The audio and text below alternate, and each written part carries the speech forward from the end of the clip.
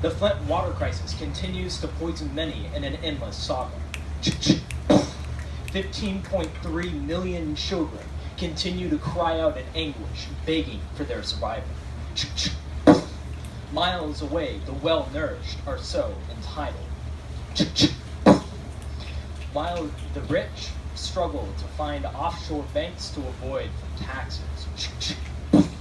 Meanwhile, the middle class is reassured that income inequality is being dismantled with axes. Cries from the right and from the left promise to fix it. Lies, corruption, reminiscent of Richard Nixon. You think your vote doesn't count? Think again.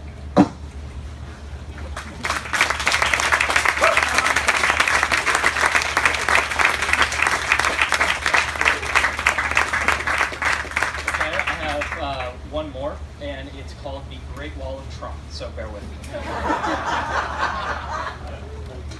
Ignorance is bliss. As the veil of darkness impedes our vision, we don't know what we miss. Blood-curdling cries echo over the land of oppression and reverberate against the hills of freedom. The cries bounce off each other as the helpless bounce off each other. They scream, they yell, they beg to be heard. Small hands reach forward to grasp the impossible, to remove the blindness which we place upon ourselves.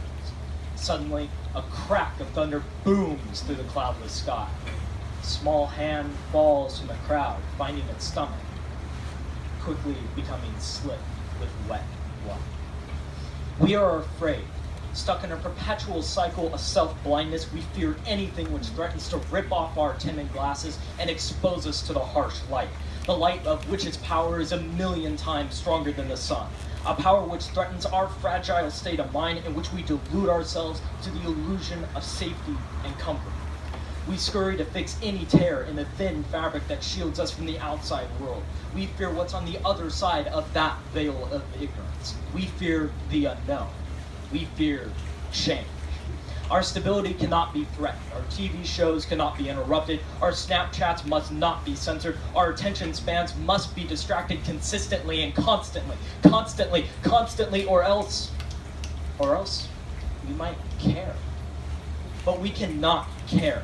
We cannot let our emotions get a hold of us. We know what they are capable of. They come to change our ways. They come to overwhelm us, to steal, to pillage, to rape our virgin land. They will take our jobs. There's evidence for it. There's evidence for it. Don't confuse me with the facts. I know what I know, and they will kill us. It is this mentality which is ingrained in our society that causes us to duck and cower behind the Great Wall of Trump. To have such a xenophobic outlook that we regard the man who protects us from our irrational fears that he's the one that put into our heads as our savior. This fear is spreading. All over the world, our developed countries hide from the powerless, the helpless. We put up walls to keep them out and to keep us safe. In Syria, in Rwanda, in Mexico, and Honduras, they come for us. And when they reach our gates, our society, misled by fear, pulls the trigger. The guns boom. The children crumple to the ground. The helpless, the hungry, the hurt. And the only words we mutter when peering down our scopes is, God bless America.